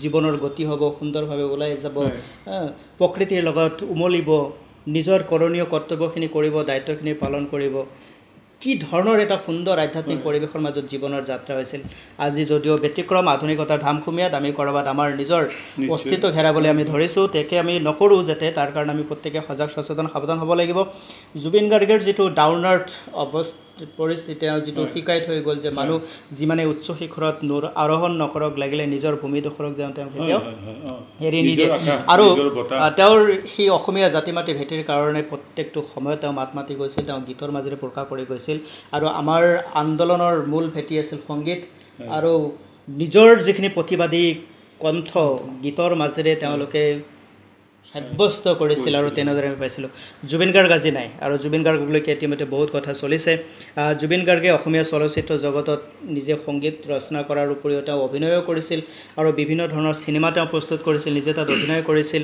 আৰু এনেদৰে তেখেতে নিজৰ যিখিনি কৰিব লগা কাম তেওঁখিনি খুব সুচাৰুৰূপে সুন্দৰকৈ সুকলমে কৰি গৈছিল আৰু তেওঁ তাত সফলো হৈছে এতিয়া কথাটো হৈছে ভূপেন হাজৰিকা আমাৰ মাজত নাই সুদাকণ্ঠ ডক্টৰ ভূপেন হাজৰিকা ভাৰতৰত্ন ভূপেন হাজৰিকা আমাৰ মাজত নাই তেখেতৰ কাৰণে বিশ্ববিদ্যালয় চৌহদত তেখেতৰ অন্ত্যেষ্টিক্ৰিয়া কৰিবৰ কাৰণে ঠাই বাছনি কৰি দিয়া হ'ল আৰু তাতেই তেখেতৰ অন্ত্যেষ্টিক্ৰিয়া হ'ল তেখেতৰ সমাধিস্থ হ'ল আৰু তাতে আমি এতিয়া প্ৰতীক হিচাপে ভূপেন হাজৰিকাক চাবলৈ গ'লে ভূপেন হাজৰিকাৰ সুৰক আমি পাবলৈ হ'লে আমি তালৈকে গ'লে পাই যাওঁ জুবিন গাৰ্গৰ ক্ষেত্ৰত তেনেকুৱা সম্ভৱ হ'বনে তেনেকুৱা অসম চৰকাৰে কৰিবনে কি ভাবে আপুনি নিশ্চয়কৈ বিচাৰেনে আপুনি মই বিচাৰোঁ মানে সম্পূৰ্ণৰূপে বিচাৰোঁ ভূপেন হাজৰিকা বা অন্যান্য শিল্পীসকলক যেনেকৈ শ্ৰদ্ধা নিবেদনৰ কাৰণে প্ৰতিমূৰ্তি স্থাপন কৰিছে বিভিন্ন জেগাত বিশেষকৈ আমাৰ গুৱাহাটীত গোটেই অসম ৰাজ্যৰ হৈ যেনেকৈ চৰকাৰী উদ্যোগত কৰা হৈছে ঠিক তেনেকৈ এখন জনবহুল সাংস্কৃতিক পৰায়ণ চহৰত তেখেতৰ এই প্ৰতিমূৰ্তিটো স্থাপন হওক মই সেইটোৱেই বিচাৰোঁ আৰু চৰকাৰলৈ মই অনুৰোধ কৰোঁ এই মঞ্চৰ পৰা নিশ্চয়কৈ আমি বিচাৰোঁ সকলোৱে বিশ্ববিদ্যালয়ৰ চৌহদৰ কোনোবা এটা ঠাইত জুবিন গাৰ্গৰ সমাধিস্থ কৰা হওক যদিও আজি দিনৰ 11টামান বজাত তেখেতৰ পষ্টমৰ্টমৰ কাম সম্পূৰ্ণ হ'ব বুলি আমি বাতৰিযোগে পাইছোঁ আৰু আজিৰ দিনটোত হয়তো জুবিন গাৰ্গক অসমলৈকে লৈ অনা হ'ব আৰু মুখ্যমন্ত্ৰীয়ে তেখেতৰ ভাষ্যত জনোৱা মতে যে সৰুসজাই ষ্টেডিয়ামতেই তেখেতৰ ৰখাৰ ব্যৱস্থা কৰিব আৰু তেখেতে কৈছে যে আমি 2 দিনলৈকে ৰাখিম আৰু এই কথাও কৈছে যে যদি জনতাই বিচাৰে তেওঁৰ অনুৰাগীয়ে বিচাৰে তাতকৈ অধিক সময় তেওঁ ৰাখিব পৰাৰ ব্যৱস্থা কৰা হ'ব জুবিন গাৰ্গক অসমত অনাৰ পিছত ক'ত লৈ যোৱা হ'ব এই কথা এতিয়ালৈকে আনুষ্ঠানিকভাৱে ঘোষণা কৰা হোৱা নাই কিন্তু ইতিমধ্যে আমি সামাজিক মাধ্যম যোগে বিভিন্ন বাতৰিৰ যোগে আমি সূত্ৰৰ যোগে লাভ কৰিবলৈ সক্ষম হৈছোঁ যে ইতিমধ্যে বহুত অনুৰাগী নিজৰ বাছ ভাড়া কৰি হওক ট্ৰেইনৰ যোগেদি হওক অথবা নিজৰ ব্যক্তিগত বাহনেৰে হওক তেওঁলোকে গুৱাহাটী অভিমুখে যাত্ৰা আৰম্ভ কৰিছে এইটো কেনেকুৱা এটা ৰেখাৰ ৰূপ আমি চাবলৈ পাম আমি হয়তো এতিয়াও কল্পনা কৰিব পৰা নাই কিন্তু যেতিয়া তেওঁ আহি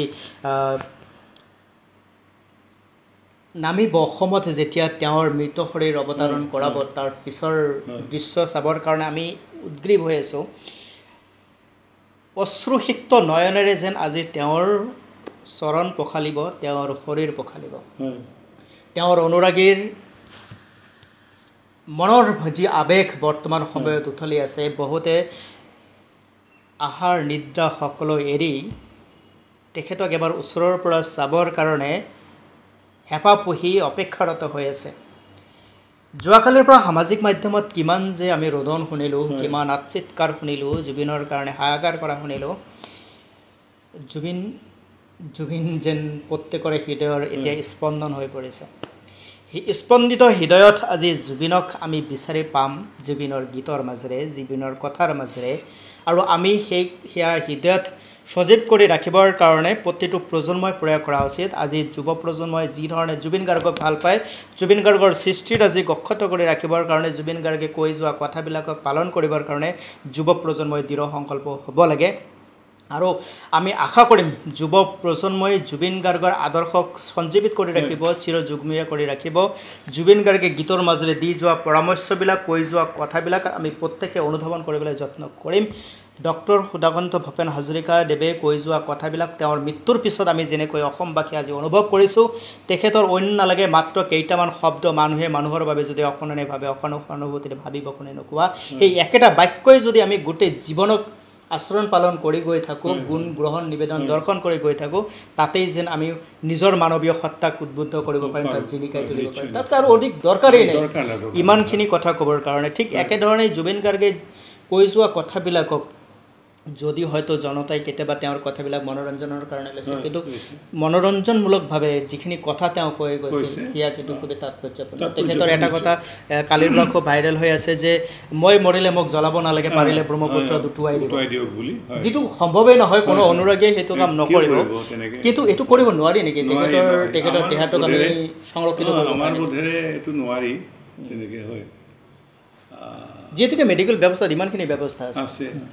তেখেতৰ শৰীৰটোক আমি সংৰক্ষিত কৰিব নোৱাৰি নেকি তেখেতৰ যিটো ব্ৰেইন সেই ব্ৰেইনটোক আমি এবাৰ পৰীক্ষা নিৰীক্ষা কৰি চাব নোৱাৰি নে যে তাৰ ভিতৰত কি আছিল কি এনেকুৱা শক্তি আছিল কি ইমিউনিটি ছিষ্টেম তেওঁৰ আছিল বা IQ ছিষ্টেম তেওঁৰ কি কেনেকুৱা আছিল এই কথাবিলাক বিজ্ঞানৰ পৰীক্ষাগাৰত আমি পৰীক্ষণ কৰি কিছু কথা আমাৰ যুৱ প্ৰজন্ম বা সমাজলৈকে দিব নোৱাৰে এনেকুৱা ব্যৱস্থা কৰিব পাৰি নেকি যদি পাৰি মেডিকেল বিভাগৰ যদি কোনোবাই এই মুহূৰ্তত এই ভিডিঅ'টো চাই আছে নিশ্চয়কৈ কথাটো চিন্তা কৰিবচোন তেখেতক আমি অন্ত্যেষ্টিক্ৰিয়া কৰি অগ্নিদাহ সংস্কাৰ কৰাৰ লগে লগে আমি কিন্তু তেওঁৰ হেৰাই পেলাম আমি তেওঁ সম্পূৰ্ণৰূপে এতিয়ালৈকে তেওঁ হয়তো অৱশিষ্ট হৈ আমাৰ মাজত আছে তেখেতৰ শৰীৰটো আছে কিন্তু যদি আমি দাহ সংস্কাৰ কৰোঁ তেনেহ'লে কিন্তু সম্পূৰ্ণৰূপে তেওঁৰ পৰা আমি একো নাপাম তো এতিয়াও বিজ্ঞানৰ যিহেতুকে বিজ্ঞান বৰ্তমান প্ৰযুক্তিতে ইমান উন্নতি সাধন কৰিছে যে তেখেতৰ শৰীৰৰ অংগ প্ৰত্যংগ বা বিশেষকৈ তেখেতৰ যিটো ব্ৰেইন তেখেতৰ যিটো IQ ছিষ্টেম তেওঁৰ যিটো ইমিউনিটি ছিষ্টেম এই গোটেইখিনি কথা পৰীক্ষা নিৰীক্ষাৰ যোগেদি আমি জানিব নোৱাৰিম যেনেকুৱাকৈ লতা মংগেশকাৰৰ কণ্ঠক প্ৰিজাৰ্ভ কৰা গৈছিল জানিবলৈ চেষ্টা কৰা গৈছিল পৰীক্ষা নিৰীক্ষা কৰা গৈছিল তেনেদৰে জুবিন গাৰ্গক কৰিব পাৰি নেকি এই কথা যদি মেডিকেল বিভাগে চিন্তা কৰে আৰু যিহেতুকে কিছু সময়ৰ পিছত তেওঁ ছিংগাপুৰৰ পৰা মৃত শৰীৰ আহি আমাৰ অসমলৈ পাব আমি নিশ্চয়কৈ খুব অধীৰ অপেক্ষাত আছোঁ তেখেতৰ অন্তিম অৱস্থাত এবাৰ যদিও আমি সৰুসজাইলৈ গৈ তেওঁক চাব নোৱাৰোঁ নিশ্চয়কৈ আমি ভিডিঅ'ৰ যোগেদি হ'লেও হ'ব বা সংবাদ মাধ্যমৰ কেমেৰাৰ ভিজুৱেলত চাবলৈ পাৰিলেও আমি নিজকে ধন্য অনুভৱ কৰিম জুবিন গাৰ্গক আমি মুঠৰ ওপৰত শেষবাৰৰ কাৰণে চাব বিচাৰিছোঁ যদিও জুবিন গাৰ্গ কেতিয়াও নমৰে কায়িকভাৱে জুবিন গাৰ্গ আমাৰ মাজত নাই কিন্তু জুবিন গাৰ্গৰ কৰ্ম জুবিন গাৰ্গৰ সৃষ্টি আছে জুবিন গাৰ্গৰ অস্তিত্ব আমাৰ হৃদয়ত জীয়াই থাকিব স্পন্দিত নন্দিত হৈ থাকিব জুবিন গাৰ্গৰ গীতৰ কথাই আমাক সদায় অনুপ্ৰাণিত কৰিব মাৰ্গদৰ্শন কৰিব পথ প্ৰদৰ্শন কৰিব আলোকিত কৰিব আৰু আমি প্ৰত্যেকটো প্ৰজন্মই নিশ্চয়কৈ জুবিন গাৰ্গৰ এই আদৰ্শক জীয়াই ৰাখিবলৈ সক্ষম হ'ম প্ৰিয় দৰ্শকসকল জুবিন গাৰ্গৰ বিষয়ে কৈ শেষ কৰিব নোৱাৰি সাগৰ সংকাশ তেখেতৰ জীৱনৰ পৰিক্ৰমাৰাজি সপোনৰ সুৰ কোন তুমি সন্ধ্যা তৰা পাৰিজাত চিলা আদি কৰি যিমানখিনি গীতৰ এলবাম তেখেতৰ আছে সেই অভিমানী মন মোৰ প্ৰিয় গীত উৰণীয়া মন ৰিঙা ৰিঙা মন আৰু তেখেতে কৈ যোৱা গীত যিটোক তেওঁৰ মৃত্যুত বজাবলৈ দিছিল আৰু যোৱাকালি গোটেই ৰাতিটো বাজি থাকিল ধুমুহাৰ সতে মোৰ বহু দিনৰে নাচন মানুহে মানুহৰ বাবে বাজি থাকিল ভূপেন হাজৰিকাৰ আজিলৈকে বাজি আছে অনুৰণিত গুঞ্জৰিত হৈ আছে ঠিক তেনেদৰে ধুমুহাৰ সতে মোৰ বহু যুগৰে নাচন এই নাচন যেন যুৱ প্ৰজন্মৰ হৃদয়ত নাচি সমগ্ৰ অসমত কালি গুঞ্জৰিত হ'ল আকাশে বতাহে সকলোতে ধুমুহাৰ সতে মোৰ বহু যুগৰে নাচন বাজি থাকিলে কি ক'ব এগৰাকী সংগীত শিল্পী হিচাপে মই কালিৰ পৰাই খুব দুখ অনুভৱ কৰিছোঁ দুপৰীয়া খবৰটো পাইছিলোঁ যে তেখেত ICUত চিকিৎসাধীন হৈ আছে তাৰ কিছু সময় পিছতে গম পালোঁ যে জুবিন গাৰ্গ আমাৰ মাজৰ পৰা চিৰবিদায় ল'লে। মৰ্মাহত হৈছোঁ অতিকে, আৰু কাইলৈৰ পৰা টিভি চাবৰ খুবেই মন, কিন্তু তাত যেন মই ভালকৈ প্ৰত্যক্ষ কৰিবৰ মনো যোৱা নাই যে বহু কথাই মোক মানে জুমুৰি দি ধৰিছে যে এগৰাকী সকলোৰে মন ভাঙি গৈছিল কালি, আৰু প্ৰত্যেকে তেখেতৰ বিষয়ে আচলতে এই যে আমি কথা পাতিছোঁ নহয়, তেওঁৰ বিষয়ে তেওঁৰ অৱৰ্তমানত আমি কথা পাতিবলৈ ইচ্ছা প্ৰকাশ কৰা নাই, বা তেখেতৰ মৃত্যুৰ খবৰটো আমি আমাৰ জনসাধাৰণক দিব বিচৰা নাই, কিন্তু উপায় নাই, কিছুমান এনেধৰণৰ নিয়তিৰ পাকচক্ৰত আমি পৰি যাওঁ যে নকৰিবলগীয়াকো আমি কৰিব লগা হয়, যিহেতুকে আমাৰ হাতত একো নাথাকে। সৃষ্টিৰ যিটো নিৰ্ধাৰিত নিয়ম, সেই নিয়মৰ মাজত আমি প্ৰত্যেকে চলিব লাগিব। তথাপিও আমি এতিয়াও মনক পতিয়াও নিয়াব পৰা নাই, জুবিন গাৰ্গ আমাৰ মাজত নাই, জুবিন গাৰ্গ আমাৰ মাজত হেৰাই গৈছে। এতিয়ালৈকে অনুভৱ হোৱা নাই, কাৰণ তেওঁৰ গীত চৌদিশে বাজি আছে।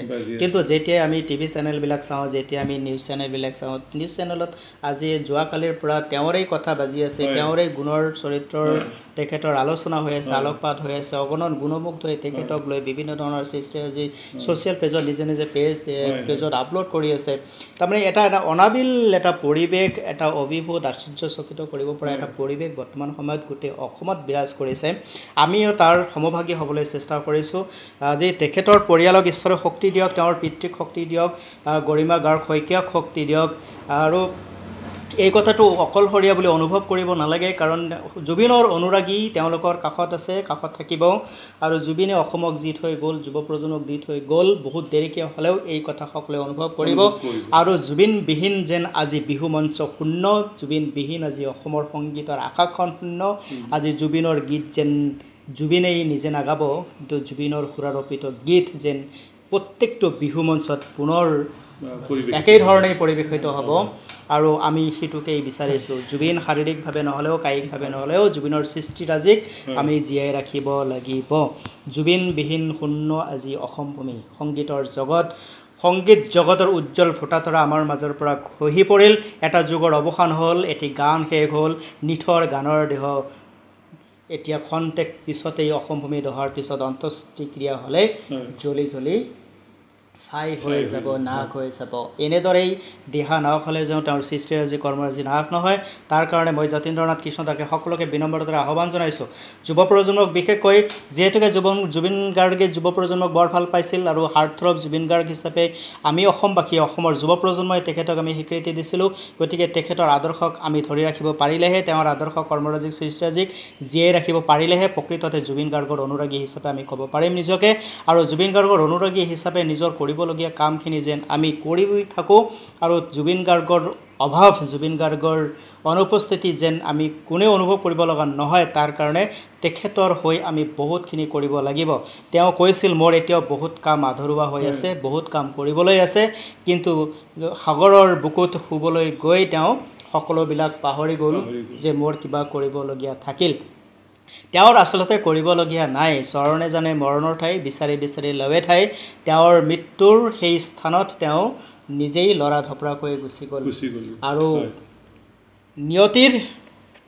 নিয়তিৰ কালচক্ৰত তেওঁ নিজক সমৰ্পিত কৰিলে। জুবিন গাৰ্গ আজি নাই। আমি ভিডিঅ'টো বেছি দীঘলীয়া নকৰিম। তেখেতৰ বিষয়ে কি ক'ম, ক'বলৈ ভাষা নাই, ক'বলৈ শব্দৰ অভাৱ। আচলতে যিমানে আমি নকওঁ কিয়, তেখেতৰ বিষয়ে ক'বলৈ ক'ৰবাত কণ্ঠৰুদ্ধ, ক'ৰবাত শব্দৰ অভাৱ হৈ পৰিছে। তেখেতৰ এই কথাবিলাকক আমি নিশ্চয়কৈ পৰৱৰ্তী সময়ত আকৌ বিস্তৰভাৱে আলোচনা হ'ব, তেওঁৰ গীত সংগীতৰ আলোচনা হ'ব। মই ভাবোঁ তেখেতে যিমানবিলাক গীত ৰচনা কৰিছিল, প্ৰতিটো গীতৰ মূলাৰ্থক আমি সাৰাংশ হিচাপে আমি আলোচনাৰ ব্যৱস্থা কৰিব লাগে। প্ৰতিটো গীতক যেনেকুৱাকৈ আমি সাহিত্যৰ কিতাপত থকা কবিতা এখনক যেনেদৰে আমি মূলভাৱ লিখোঁ, তেখেতৰ শব্দৰ কবিতাৰ প্ৰতিটো শ্লোকৰ অৰ্থ আমি লিখোঁ, তাত ভাৱাৰ্থ ব্যাখ্যা কৰা হয়, ঠিক তেনেদৰে তেওঁৰ কিছুমান গীত, বিশেষকৈ কিছুমান গীতক যদি বাছনি কৰি আমি পাঠ্যপুথিৰ অন্তৰ্গত কৰাব পাৰোঁ, আমি যদি আমাৰ উঠি অহা প্ৰজন্মক, আজি আমি দেখিছোঁ ছ'চিয়েল মিডিয়াৰ যোগেদি বহুত সৰু সৰু ল'ৰা ছোৱালীও কিন্তু জুবিন গাৰ্গ বুলি কৈ আছে, জুবিন গাৰ্গক বিচাৰি আছে, জুবিন গাৰ্গ ক'ত গ'ল পিতৃ মাতৃৰ পৰা জানিব বিচাৰিছে। তেওঁলোকে যেন জুবিন গাৰ্গৰ এই যিটো অভাৱ, এই অভাৱটো যেন তেওঁলোকে অনুভৱ কৰিব লগা নহয়। আমি যদি জুবিন গাৰ্গৰ তেনেধৰণৰ কিছু গীত, ভাৱাৰ্থপূৰ্ণ কিছুমান গীত, যেনেদৰে আমি তেনেধৰণৰ বহুত কবিতা গীত আমি ইতিমধ্যে আমাৰ পাঠ্যপুথিৰ অন্তৰ্গত হয়, কৰিছোঁ। হয়। জুবিন গাৰ্গৰ তেনেকুৱা বহুত গীত হয়তো আমি কৰিব পৰা যাব। ভূপেন হাজৰিকাদেৱৰো, জয়ন্ত প্ৰচণ্ড হাজৰিকাৰো। ধুমুহাই প্ৰশ্ন কৰিলে মোক তোমাৰ প্ৰাপ্য কি কোৱা, সেইটো আমাৰ পাঠ্যক্ৰমত সোমাই দিছে। তাৰ দ্বাৰাই আমি তেখেতক এটা হেৰি কৰিব পাৰিছোঁ, শ্ৰদ্ধা কৰিব পাৰিছোঁ, স্মৰণ কৰিব শ্ৰদ্ধা। পাৰিছোঁ, তেওঁৰ বিষয়ে জানিব হয়। বিচাৰিছোঁ, বা তেখেতে কৰি যোৱা সৃষ্টিবিলাকৰ আচলতে অৰ্থ কিমান আছিল, হয়, কিমান হয়, গভীৰভাৱে তেওঁ চিন্তা হয়। কৰিছিল, এই সকলোখিনি কথা আমি এইখিনিৰ মাজত নিশ্চয়কৈ পাই যাম। সকলোৰে শেষত আমি প্ৰিয় দৰ্শকসকল, আমি ভিডিঅ'টো সামৰণি কৰিবলৈ ওলাইছোঁ। মোৰ আজি দুয়োগৰাকী অতিথিৰ সৈতে আমি কিছু কথা পাতিছোঁ, আৰু কথাখিনি যদি আপোনালোকৰ ক'ৰবাত স্পৰ্শ হৈছে, কথাখিনি যদি ক'ৰবাত আপুনি যুক্তি থকা বুলি ভাবি বিবেচনা কৰে, তেনেহ'লে নিশ্চয়কৈ আপোনালোকে এই ভিডিঅ'টো আগলৈ নিব। আৰু আমি আশা কৰিম বিশেষকৈ কেইটামান কথা মই আকৌ সকলোৰে শেষত আপোনালোকক ৰিমাইণ্ড কৰাব বিচাৰিছোঁ যে জুবিন গাৰ্গক আমি বিশ্ববিদ্যালয়ৰ চৌহদৰ কোনোবা এটা ঠাইত আমি বিচাৰোঁ, তেখেতৰ সমাধিস্থ হওক, তেখেতক তাতে অন্ত্যেষ্টিক্ৰিয়া হওক, আৰু ভূপেন হাজৰিকাৰ সমাধিক যেনেদৰে আজি আমি গৈ তেওঁক আমি তাত বিচাৰি পাওঁ, জুবিন গাৰ্গক আমি এটা নিৰ্দিষ্ট জেগাত বিচাৰি পাম। তেওঁক কোনোবা আমাৰ গুৱাহাটীৰ মাজমজিয়াত থকা কোনোবা নৱগ্ৰহেই হওক অথবা ভূতনাথ হওক, তাতে যেন তেওঁক লৈ যোৱা নহয়।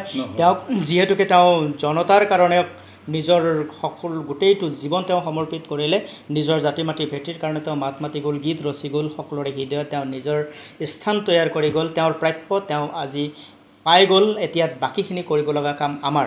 আৰু দ্বিতীয়তে তেখেতৰ গীতখিনিক যদি আমি ইতিমধ্যে সংগ্ৰহিত হৈছে, এই সংগ্ৰহিত গীতসমূহৰ যেন আমি আলাপ আলোচনা কৰোঁ, তেখেতৰ গীতক আমি যেন পাঠ্যক্ৰমৰ অন্তৰ্ভুক্ত কৰি আমাৰ উত্তৰ প্ৰজন্মক যেন আমি জুবিন গাৰ্গ কোন এই কথাটো যেন তেওঁলোকে আমাক প্ৰশ্ন নকৰে, তেওঁলোকৰ হাতত যেন আমি এটা উমৈহতীয়া উত্তৰ দিব পাৰোঁ, বোধগম্য হয়।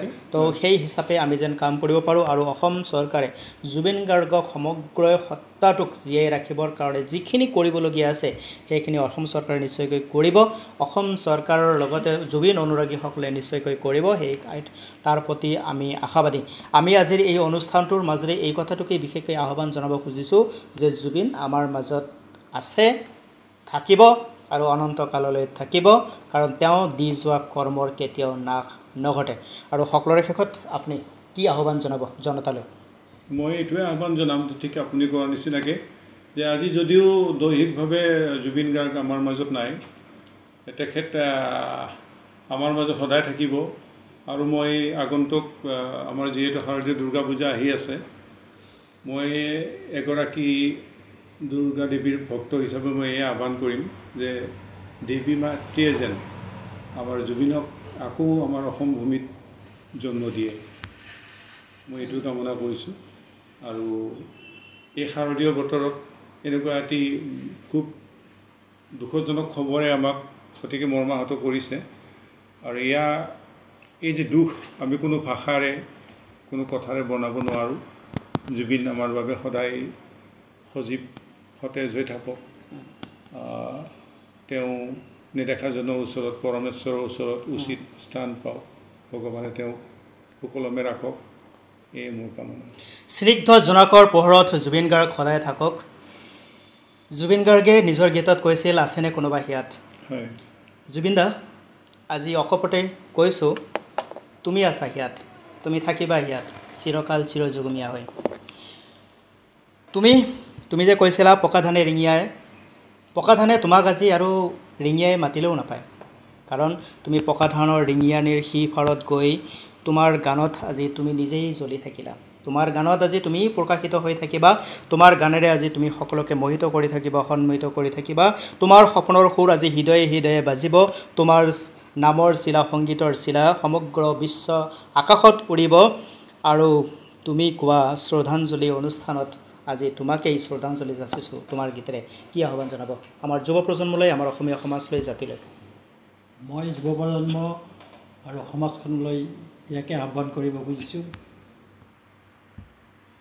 জুবিনৰ যি কৰ্মৰাজি, যি সৃষ্টিৰাজি, সকলোৱে যেন জীয়াই ৰাখিবৰ কাৰণে চেষ্টা কৰে।